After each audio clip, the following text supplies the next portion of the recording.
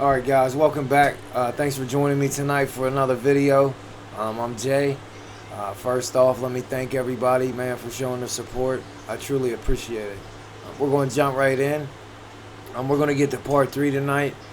You know, it's going to get personal. And like I said from the beginning, you know, these videos that I'm making are not to condemn anybody or not to make anybody feel any type of way. But, you know, this is my truth. And, you know, some people might get their feelings hurt. So ahead of time, I'm going to apologize. This is not what this is meant to do. The videos I make are meant to encourage people and to show them that, you know, it is possible to change their life, man, and live without drugs and alcohol. Excuse me. So, you know, when I agreed to come to this halfway house and stuff, man, I came with nothing. Literally nothing. The clothes on my back, the shoes on my feet, and I had a hefty bag, a hefty bag with a couple outfits in it, and you know, that's what I started with. But you know, as I spent time in this halfway house, I started to accumulate a few things, and you know, I was able to get a job and save money, and you know, so as I'm doing this, man, like, you know, I was starting to see the little subtle changes that I was starting to make in the person who I was becoming, man. And I was liking that guy. You know, I didn't have to lie anymore. I didn't have to manipulate anybody anymore. You know, I didn't have to feel guilty about doing things, you know, that was currently hurting people. I mean, yeah, I got guilt from, you know, my past and stuff. But, you know, like I said before, man, we can't change it. We can change how we feel about it. And, you know, hopefully one day in the future, a lot of my relationships that need, you know, mended, you know, we can begin on that. But, you know, so I'm in this halfway house, man. And like, I'm really doing everything that I'm supposed to do. Everything that I'm asked, anything that's suggested, I was doing, because I truly did not want to keep doing what I was doing. So, you know, as I'm in this halfway house, a woman came to see me. And like, this woman, you know, she was going to change my life, man. And I remember, you know, when I first, they're like, hey, Jay, you got somebody here to see you. I literally thought like it was, you know, some kind of cop or something bringing more charges. You know, because that's usually the case, because, you know, that was my track record from my past, man. So, but it wasn't. It was a lady, she was from Children and Youth Services. And she sat me down in the room and she said, you know, Jason, you know, we have your son. Some things happened. He was removed from the mother, and we have him. And, you know, the lady was talking to me, and, you know, she was using, you know, terms that was above my education. So I just said, lady, listen, man, just tell me what you have to say. And the lady still looked me dead in my face, and she said, listen, if you or her don't get your shit together within the next 15 months, we are taking your kid. Point blank. It was like a punch to the gut, man. You know, because I've never dealt with that before.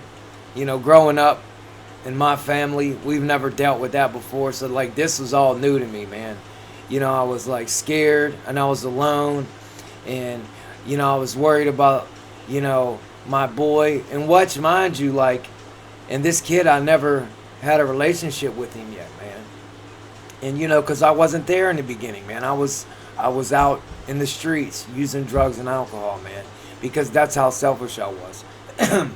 So, you know, even though, I'm going to just say this, even though, like, I didn't have anything to do with the CYS removing him from his mother, like, I'm just to blame, because I wasn't doing my part, you know.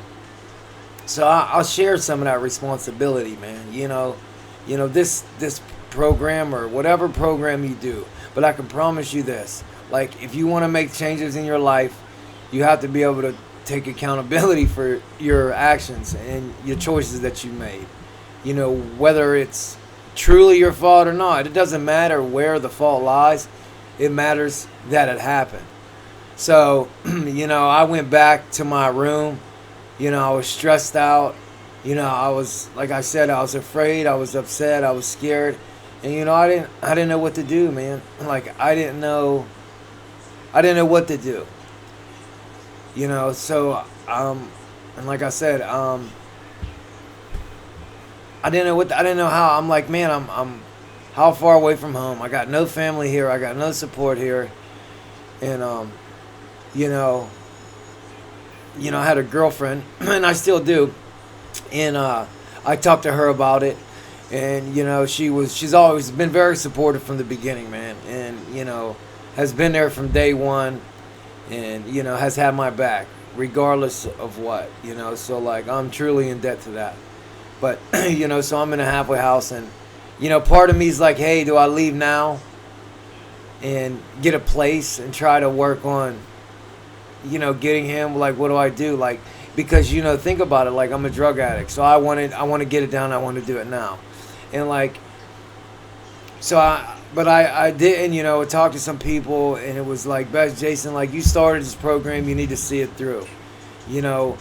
If you keep doing the next right thing, everything that's supposed to happen will happen. So that day, moving forward, like, everything became about getting better, to be better, to do better, to get my boy.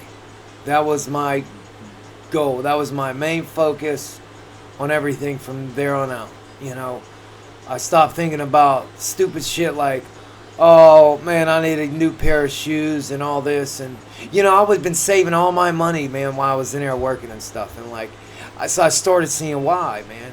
Like, these people in this halfway house, they're in there and they're getting jobs, and because they've been on, they're drug addicts too, so they get jobs and they're working and they're coming back to the halfway house, and they got new hats and new shoes and new computers and new this and new that, and I'm just like, to me it didn't even make sense, because I'm like, guys, like, you're only going to be here for a short time, and like, you need to get a place, but all the, you're going to need furniture, you're going to need, bills turned on, and so like, I made sure like my priorities was in check, and I've met guys that left the halfway house, and I got an apartment, and they was looking super fly in a homeless shelter, whatever they didn't get taken, I'd see them out somewhere, and they'd be like, yeah, my computer got stolen at the shelter, and it's just like, and I'm like, well, bro, like, you shouldn't even be in a shelter.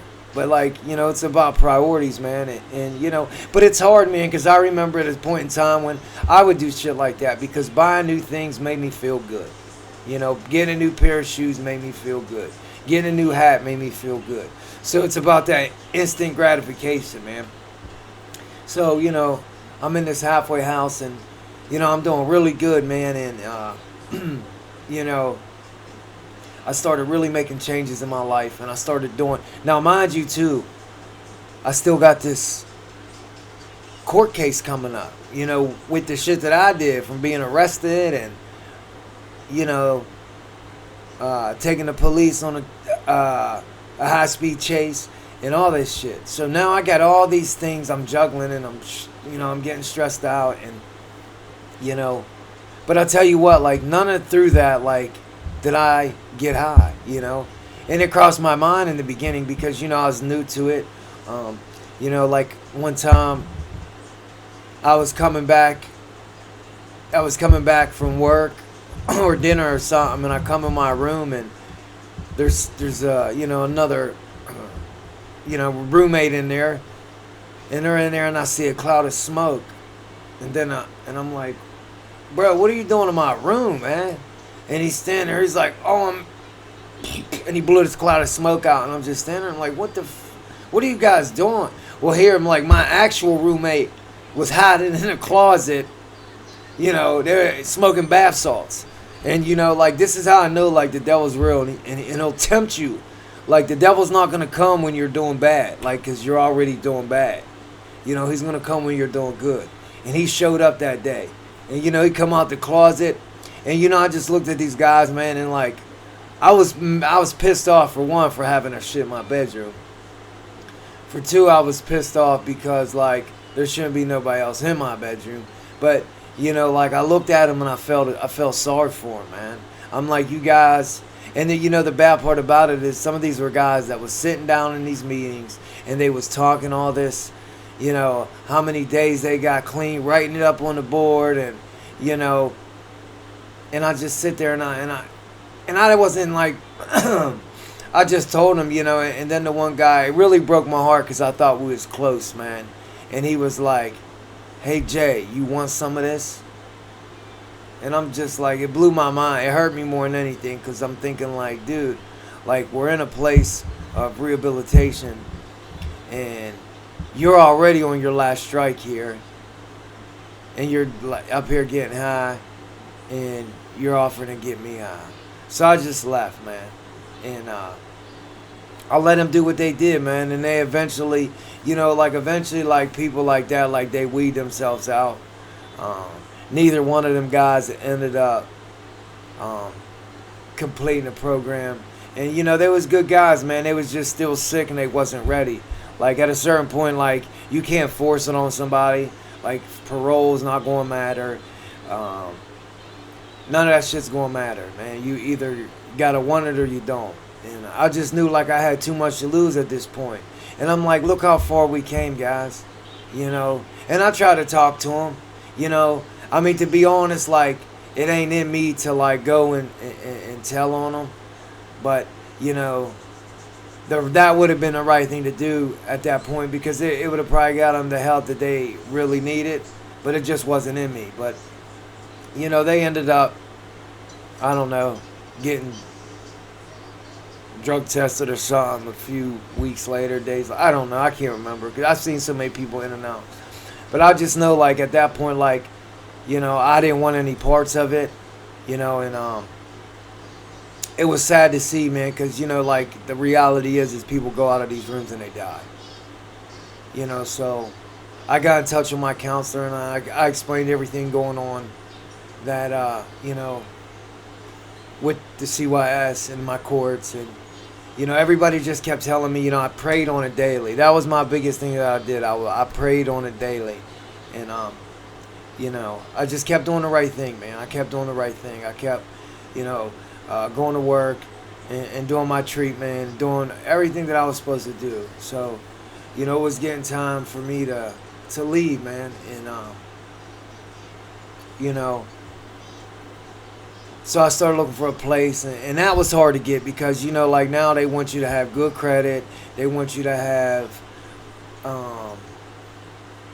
background checks and all these things. And now, mind you, I'm in a whole nother city. Like, people don't want to take a chance. And especially, like, I found a lady, and this lady to give me a chance. And she said, I told her, I explained my situation. She was like, dude, you was just arrested last year. Well, I mean, I was like, I understand. And I explained, I said, but I'm up here. That's why I'm here. I'm trying to change my life. And she gave me a chance. And I'll tell you what, when I moved out of the place into, a better place, she told me, she was like, you were one of the few people that actually left the house the way it was, or better, when you got it, So, like, because, man, I want to leave a good impression because I want somebody else that comes after me to be able to get a second chance too, or 80 chances, or 82nd chance, whatever. So, I remember I go to court for my criminal shit, and the judge wanted to send me to prison.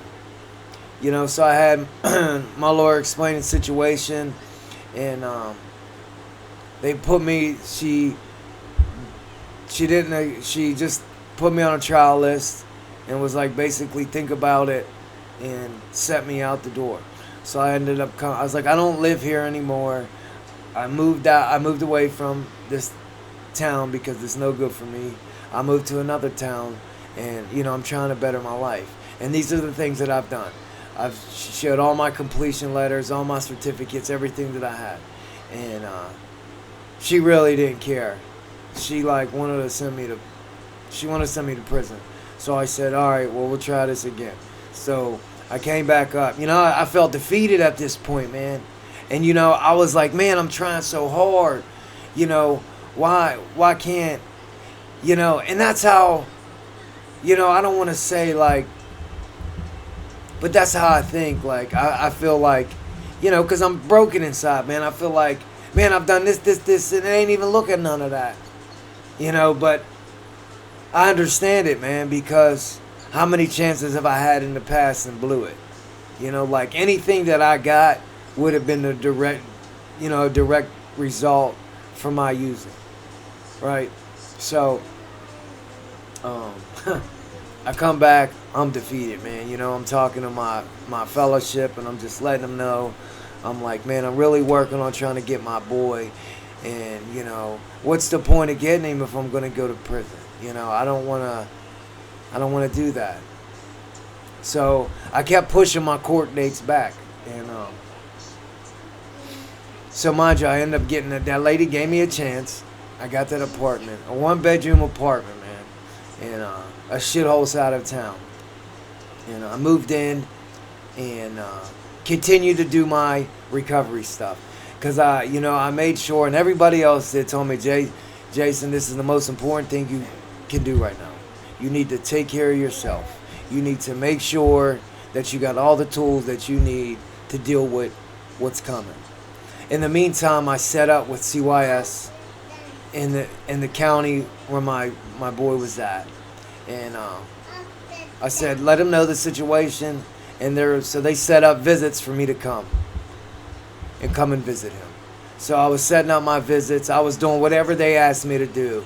If they told me to do backflips all the way to so-and-so county, that's what I did. And so I started having my visits, and things went well, man, quickly, man. And it was strange for me too, man, because I didn't really know the boy, he didn't really know me. But it was weird because it's almost like he knew who I was, man, from the beginning, and it was strange, and it just broke my heart to see this innocent baby in this situation,